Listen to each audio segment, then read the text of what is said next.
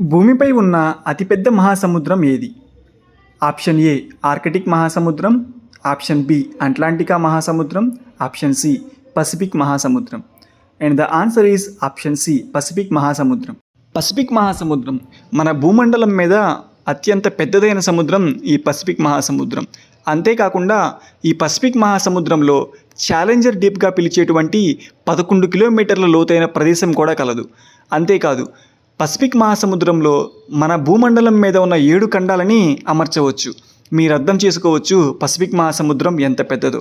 దాదాపుగా 9,600 చదరపు కిలోమీటర్లు విస్తరించి 15,500 కిలోమీటర్ల వరకు విస్తరించి ఉంది.